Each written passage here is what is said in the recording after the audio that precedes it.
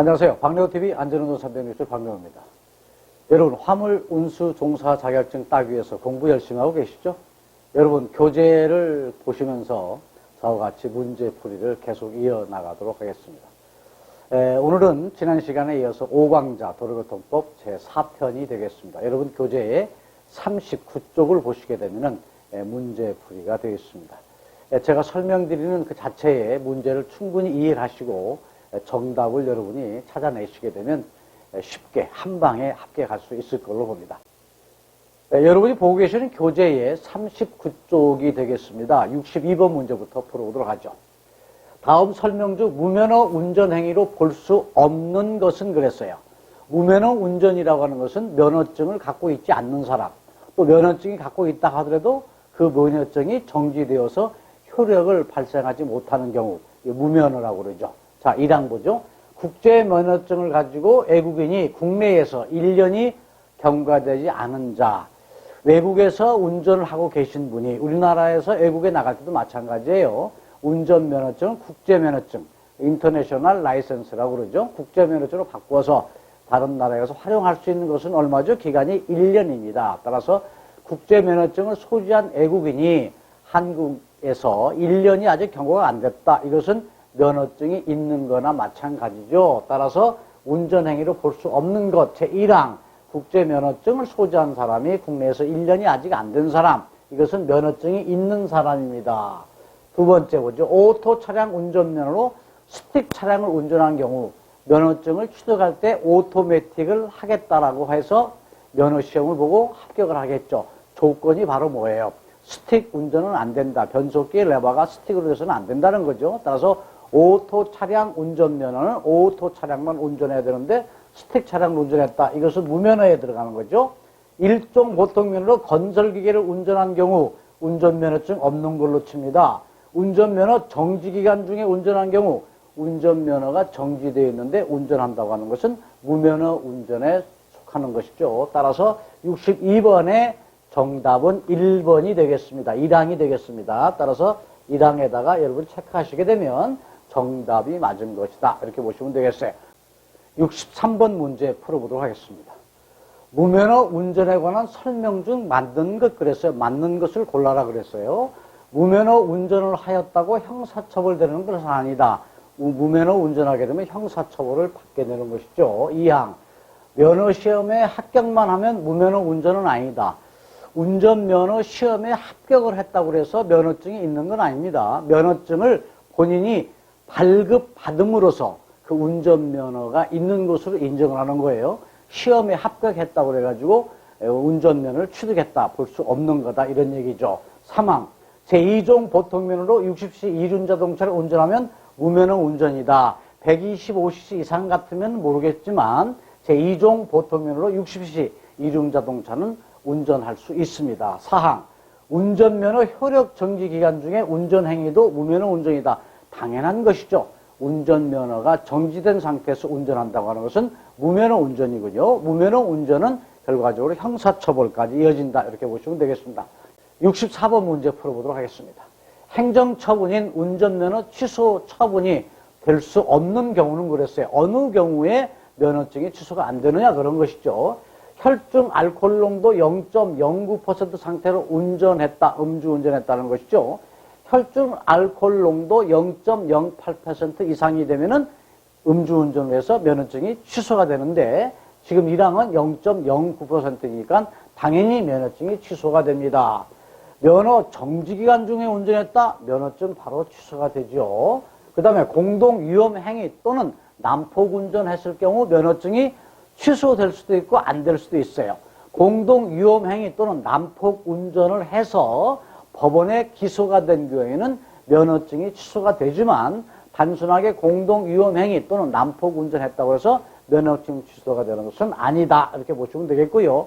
음주 측정을 3회 이상 거부했다. 경찰관이 음주 측정을 요구했는데 3회 이상 거부했다. 면허증 그 자리에서 혈중 알코올 농도에 관계없이 그냥 취소가 되는 거예요. 따라서 64번의 정답은 여러분께서 3항에다가 표기하시면 되겠습니다. 다음 65번 문제로 넘어가도록 합니다. 면허 정지기간 중에 운전해서 면허증이 취소된 경우 운전면허 응시 제한기간, 이건 어떤 의미냐면요, 운전면허를 가지고 있는 사람이 면허가 정지가 됐다는 거예요. 그런데 정지기간 동안에 운전해서는 안 되는 것이죠. 근데 운전했다 그러면 그날로부터 언제까지 면허증을 다시 딸 수 없느냐, 그런 거예요. 2년이죠. 따라서 면허 정지기간 중에 운전을 했다, 면허증 취소가 되는데 그 기간은 얼마다? 2년이다. 이렇게 여러분께서 알아두시면 되겠습니다. 운전면허증이 취소가 되면은 얼마 기간 동안 운전면허증이 취소가 되느냐, 이것을 운전면허 취득에 대한 응시 기간의 제한이라고 되어 있어요. 자, 우리가 정리해서 알아보도록 합니다. 음주운전을 했다. 음주운전을 했는데 혈중 알코올 농도가 중요하죠.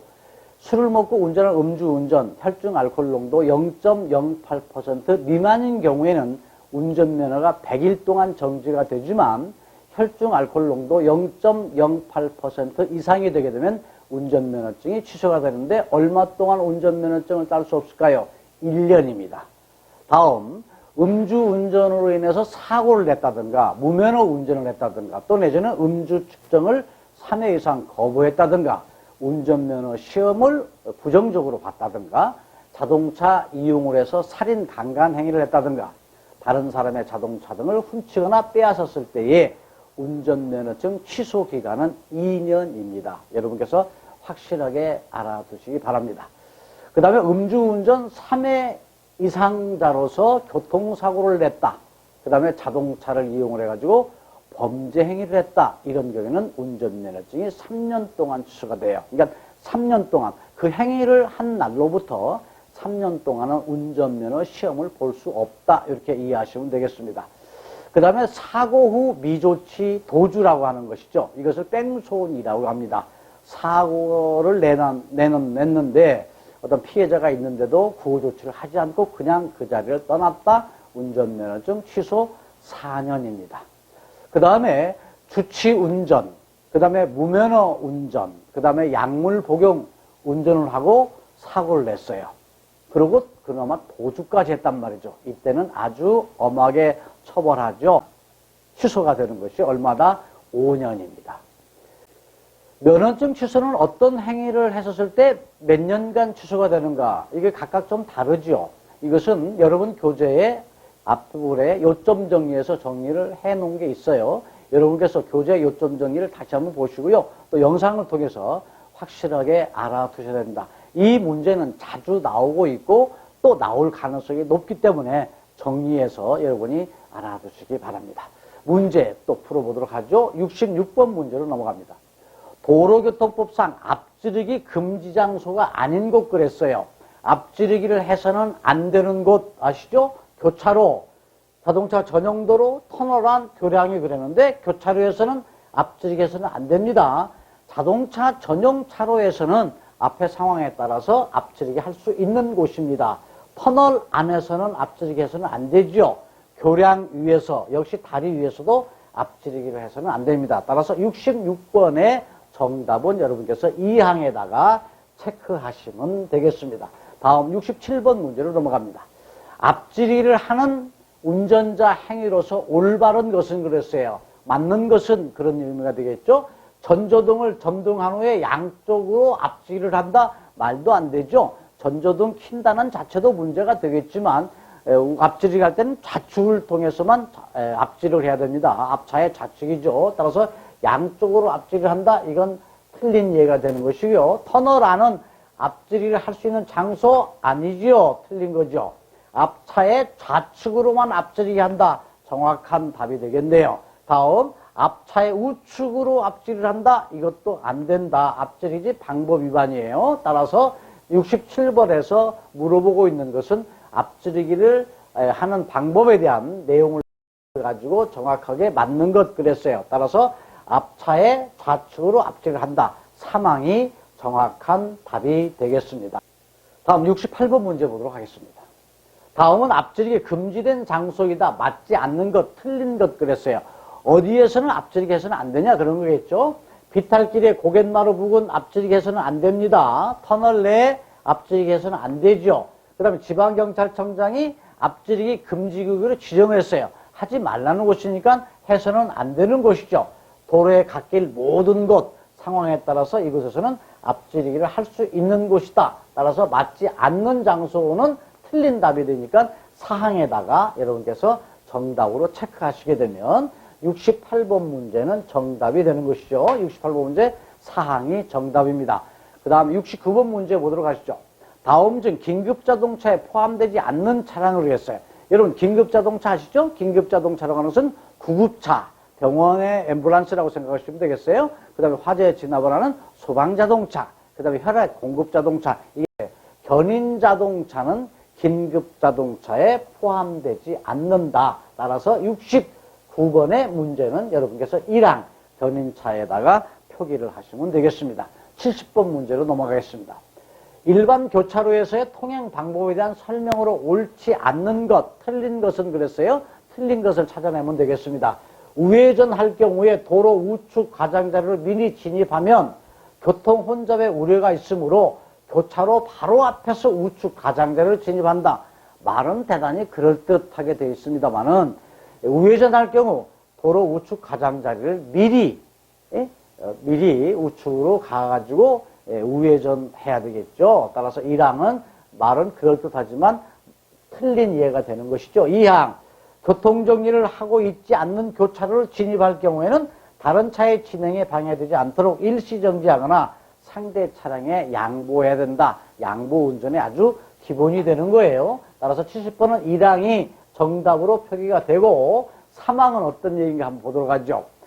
손이나 방향지시기 등으로 우회전이나 좌회전을 하기 위해 신호를 하는 차가 있는 경우에는 신호를 한 자동차의 진행을 방해하지 말고 양보해줘라 라고 하는 아주 좋은 얘기네요. 3항 맞는 얘기고요. 4항 좌회전할 때는 방향지시등을 켜고 미리 도로의 중앙선을 따라서 서행하면서 교차로의 중심 안쪽으로 이용해가지고 좌회전해야 된다.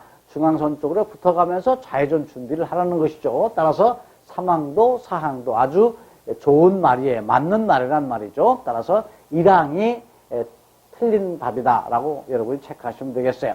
다음 문제 보도록 하죠. 71번 문제입니다. 교차로에 진입하는 차량의 우선순위에 대한 설명으로 옳지 않는 것을 우선순위, 어느 차량이 양보하고 어느 차량이 우선권을 갖고 있느냐 이런 문제예요. 여기에서 틀린 것을 고르라 했던 것이죠. 자, 교차로에 진입 시 속도가 빠른 자동차가 통행 우선권을 갖게 되나요? 교차로를 간다고 빨리 간다고 통행 우선권이 있나요? 그렇지 않습니다. 따라서 이 말은 틀린 것이죠.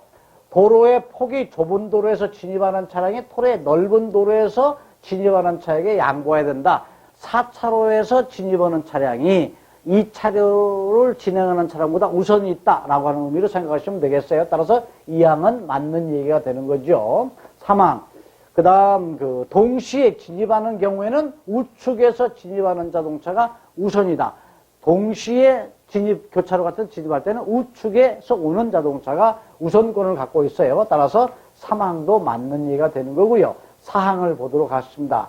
좌회전할 경우에는 직진하거나 우회전하는 차에게 진로를 양보해야 된다. 좌회전하는 차량이 우회전하는 차량한테 양보를 해야 돼요. 따라서 우선권이 우회전한테 있습니다. 따라서 여기에서 71번에서는 맞는 것은 2항, 3항, 4항은 맞는 얘기예요. 그러나 1항 교차로에 진입 시 속도가 빠르다고 그래가지고 우선권이 있는 것은 아니다. 따라서 1항이 틀린 얘기가 되는 거죠. 따라서 여기에서 물어보는 것은 옳지 않는 것 그랬으니까 1항에다가 표기하시게 되면 정답이 되는 것이다. 이렇게 보시면 되겠습니다. 다음 72번 문제 보도록 하겠습니다. 다음 중 운전면허 행정처분인 벌점 60점에 해당되는 법규 위반 그랬어요. 운전면허증을 가지고 운전하면서 어떠한 법규를 위반하게 되면 벌점이 있는 것도 있고 없는 것도 있습니다만은 그 벌점은 100점이 있고요. 60점도 있고 그 다음에 40점도 있고 30점도 있고 15점, 10점 이렇게 벌점이 각각 법규를 어떤 걸 위반에 따라서 각기 다르긴 합니다. 자, 신호 및 지시 위반 벌점 얼마죠? 15점이에요. 규정속도 20km 초과 40km 이하의 과속을 한 경우 역시 벌점 15점입니다. 앞지르기 금지 시기라든가 장소를 위반하는 경우 벌점 15점이에요. 그런데 규정속도 60km, 시속 60km를 초과해서 운행한 과속인 경우에는 벌점이 60점이 됩니다. 따라서 벌점이 어느 법규 위반을 하게 되면 얼마인가 여러분께서 요점 정리를 통해서 공부를 해 두셔야 되겠습니다만은 한 번 더 저하고 같이 정리를 해보도록 하시죠. 자, 벌점 100점인 경우가 있죠. 이 벌점 경우는 100점인데 어떤 경우다? 음주운전이에요.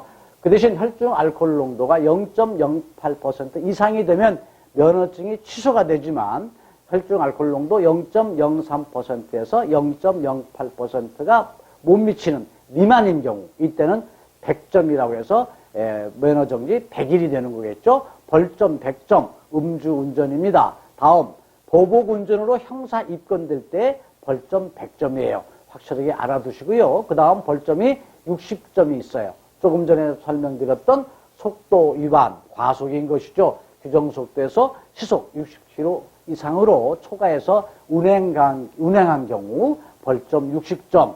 그 다음 40점이 있어요. 벌점 40점인 경우는 어떤 경우냐. 정차, 주차 위반에 대한 조치불응. 자, 주차를 했다. 딱지에 의해서 주차 위반이 되겠지만 자, 자동차를 빨리 이쪽으로 이동해 주세요 하는데 그 조치에 대해서 응하지 않았을 때 이때는 벌점이 가해지게 되죠. 벌점 40점이고요.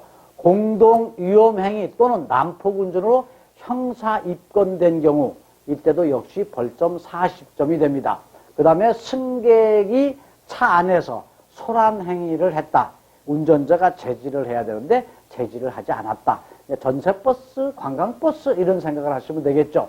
차 내에서 어떤 가무를 하고 어떤 큰 소리로 막 스피커를 통해서 어떤 소란을 피게 되면 역시 운전자한테 벌점 40점이 부과가 돼요. 벌점 30점이 있습니다. 벌점 30점 중앙선 침범 꼭 알아두시기 바랍니다. 속도 위반이 규정속도에서 40km에서 60km 이하로 초과된 상태로 과속한 경우 벌점 30점이에요.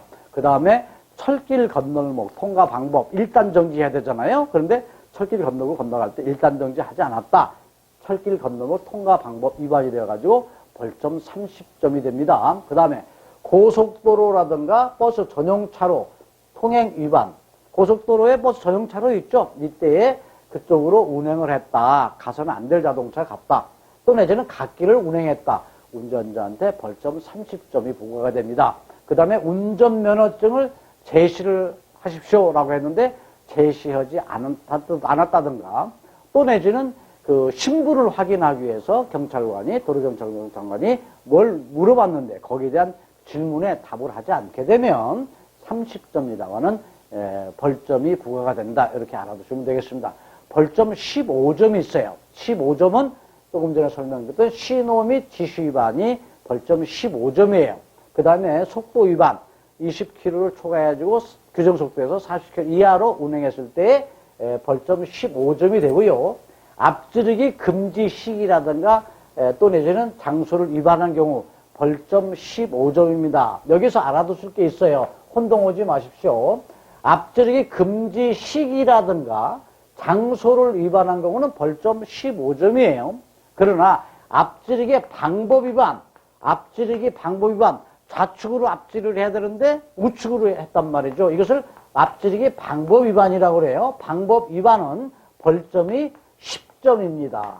이 문제가 나왔을 때 가끔 혼동을 많이 하신단 말이죠. 앞지르기라는 자체를 위반하게 되면 벌점 15점 또는 10점으로만 암기하시면 안 됩니다. 앞지르기의 시기라든가 장소를 위반했을 때는 15점이 되는 것이고 앞지르기 방법 위반한 경우는 10점이다. 이렇게 꼭 알아두시고 혼동하지 않으시도록 하시기 바랍니다. 그 다음에 15점의 벌점이 또 있어요. 어떤 경우가 15점이냐. 적재 제한 위반, 말하자면 과적을 한 거죠. 또 내지는 적재물 추락 방지. 적재물이 떨어지지 않아야 된단 말이죠. 그런데 화물자동차에 적재물이 떨어져가지고 어떤 사고가 야기됐다. 이때에 운전자한테 15점이라고 하는 벌점이 부과가 된다. 알아두시고요. 운전 중에 핸드폰이라고 그러죠. 모빌폰, 핸드폰, 휴대폰, 전화를 사용하게 되면 벌점 15점이 됩니다. 다음은 벌점 10점을 알아보도록 하겠습니다. 벌점 10점은요, 보도 침범이라든가 보도 횡단 방법을 위반한 경우, 어떤 건물을 들어갈 때는 그 인도라고 하는 보도를 건너가야 되잖아요. 이때는 일시 정지해야 되는데 일시 정지를 하지 않고 그냥 쑥 지나가 버렸다. 이때의 위반인 것이죠. 벌점 10점이 되는 거고요. 그 다음에 지정차로 정해져 있죠, 차로가. 근데 통행 위반을 했다. 10점이 되고요. 안전거리를 지키지 않았다. 안전거리 미확보 10점이 됩니다. 그 다음에 앞지르기 방법 위반이에요. 이건 방법 위반이에요. 조금 전에 말씀드렸던 장소라든가 시기를 지키지 않으면 15점이지만 방법을 위반했다. 말하자면 좌측으로 앞지를 해야 되는데 앞차에 우측으로 앞지를 했다. 이것이 그 앞지르기 방법 위반이 되겠죠. 벌점 10점이 됩니다. 그 다음에 벌점 10점이 또 있어요. 보행자 보호 불이행, 정지선을 위반했다. 이런 경우가 바로 이제 그 벌점 10점이 되는 것입니다. 그 다음에 안전운전을 하지 않았다. 이런 것들은 이제 벌점 10점이다. 이렇게 알아두시고요. 이 벌점 관계에 여러분께서 어느 항이 몇 점인가, 어느 법규 위반이 몇 점인가, 특히나 신호 위반 여러분 벌점 15점 꼭 알아두시고요. 중앙선 침범 벌점 30점 탁탁 금방 알아낼 수 있는 그렇게 암기가 좀 돼야 된다. 이렇게 말씀드리고요. 자, 그러면 사고 결과에 따른 벌점이 또 있어요. 사고가 발생이 됐다. 이때에 가해자한테 벌점이 주어지게 되는데 사망자냐 부상자냐에 따라서 다르죠. 따라서 인적 피해가 나왔는데 교통사고로 피해자가 사망한 경우 그 운전자 가해자한테 벌점 90점이 부과가 됩니다. 중상 한 명당 15점이에요. 중당, 그 다음에 경상 한 명당 벌점이 5점이 되고요. 부상신고 한 명당 2점이다. 그래서 교통사고가 발생되면 신호 위반했느냐, 중앙선 침범했느냐, 여기에 따른 법규 위반에 따른 벌점도 있고, 그 다음에 피해자가 어느 정도의 피해를 당했느냐에 따라서 벌점이 합산이 된다. 이렇게 보시면 되겠어요. 따라서 벌점 관리를 잘 해 두셔야 됩니다. 따라서 시험 문제에 자주 등장하고 나올 수 있는 가능성이 높은 문제니까 알아두시고요. 그러면 이와 같은 벌점이라는 것은 어떻게 운영되느냐라고 하는 걸 여러분들 말씀드리겠습니다만은 벌점 초과는 면허증이 취소가 되는데 1년 동안 벌점이 121점이 넘게 되면 면허증이 취소가 돼요. 근데 이걸 누적 관리합니다. 3년 동안 관리를 해요. 1년 동안 121점이 안 넘어서 면허증이 취소가 안 됐지만 2년 동안 201점 이상이 돼버리면 면허증 취소가 되고요.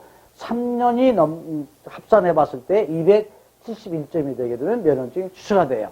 그러면 4년째는 어떻게 되냐? 1년 됐던 것이 없어지면서 3년만 계속 계산해 나가는 거예요. 따라서 1년간 121점 면허증 취소, 2년간 201점 면허증 취소, 그 다음에 3년간 271점 이상이면 취소된다.